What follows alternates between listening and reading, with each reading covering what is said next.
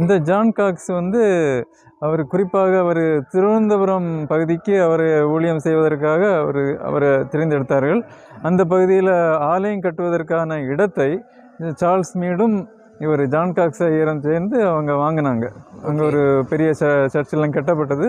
அங்கே குறிப்பாக இவருடைய ஊழியம் திருவனந்தபுரத்தை சுற்றி இருந்த இடங்களில் இருந்தது. அவர் அங்கே வாழ்ந்து நல்ல ஊழியத்தை செய்தார்கள், ஆலயத்தை கட்டினார். ஆலயம் வளர்வதற்கு ஒரு பெரிய காரியம். இன்றைய இப்போது கூட அவர்கள் நினைவாக ஒரு இன்ஜினியரிங் கல்லூரி அங்கே இருக்கிறது, ஜான் காக்ஸ் நினைவாக. அப்படி ஒரு மாபெரும் மிஷினரி, நல்ல வாழ்க்கை வாழ்ந்தாங்க. அவருடைய நினைவிடம் இப்போது கேரளாவில் ஊழியம் செய்தாலும் அவருடைய அடக்கம் செய்யப்பட்டது இந்த நெய்யூரில் தான் அடக்கம் பண்ணியிருக்காங்க. ஆனால் இந்த பக்கத்தில் அதிகமாக நெய்யூர் பகுதியில் ஊழியங்கள் வளர்ந்துருக்கு, மிஷினரிகளாக வந்திருக்கிறாங்க.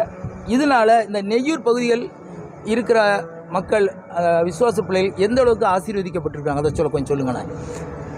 அவங்க மிஷினரிஸ் வந்ததுனால தான் இங்கே ஆலயம் கட்டப்பட்டது. அதே ஆலயத்தின் அருகிலே பள்ளிக்கூடங்கள் வந்தது. பள்ளிக்கூடங்கள், மருத்துவ சேவை துவங்கப்பட்டது. நல்ல மருத்துவமனை வந்தது. மருத்துவ மிஷினரிகள் நிறைய பேர் வந்தாங்க. அதனால் மருத்துவ சேவை கிடைத்தது. நெய்யூரில் உள்ள மக்கள் இல்லை, இந்த மாவட்டத்திலிருந்தும் வெகு தூரத்திலிருந்தும் நெய்யூருக்கு சிகிச்சைக்காக மக்கள் வர தொடங்கினாங்க. ஏராளமான மருத்துவ மிஷினரிகள் பணியாற்றினாங்க இங்கே.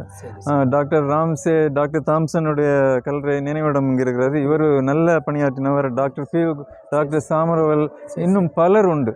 பல மெடிக்கல் மிஷினரிஸ் நெய்யூரில் பணியாற்றினாங்க. அதனால் பல தூர இடங்கள்லேருந்தும், இந்த நெய்யூரை சுற்றியுள்ள ஊர்களிலேருந்தும், நாகர்கோவிலுக்கு அந்த பக்கம் இருந்த திருநெல்வேலி, பல தூர இடங்கள்லேருந்து நெய்யூருக்கு மருத்துவமனைக்கு அப்போது சிகிச்சைக்காக வந்தாங்க. அப்படி பல நன்மைகள் அந்த மருத்துவ மிஷினரிகளாக இந்த ஊருக்கு கிடைத்தது. மக்கள், பெண் மிஷினரிகளை பொறுத்தவரை அவங்க மனைவிமார் எல்லாமே பெண்கள் மத்தியில் அதிகமாக ஊழியம் பண்ணாங்க. அவங்களுக்கு தையல் கற்றுக் கொடுத்தாங்க. தையல் கற்றுக் கொடுத்து பெண்களுக்கு தையல் கலையை கற்றுக்கொண்டாங்க. அதனால் அவர்களுக்கு ஒரு வருமானம் ஈட்டக்கூடிய சூழ்நிலையை அவங்க அமைத்து கொடுத்தாங்க. மற்றபடியும் இந்த ஊரில் மட்டுமில்லை, அருகாமையில் உள்ள அநேக கிராமங்களுக்கு இந்த மிஷினரிகள் நடந்து சென்று சுவிசேஷத்தை சொல்லிக் கொடுத்தாங்க. மக்களுக்கு நல்ல ஒழுக்கத்தையும் கற்றுக் கொடுத்தாங்க.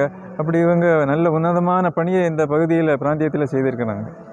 உங்களுக்கு அநேக வேலைகள் இருந்தாலும் இங்கே எங்களுக்காக எங்கள் மேல் கொண்ட அன்பினால், மிஷினரி தாக்கத்தை நீங்கள் உள்வாங்கி இருந்ததுனால, நீங்கள் கொடுத்த அநேக தகவல்களுக்காக ஆண்டவராய் இயேசு கிறிஸ்து நாமத்தினால வாழ்த்துக்கள், நன்றி. God bless you.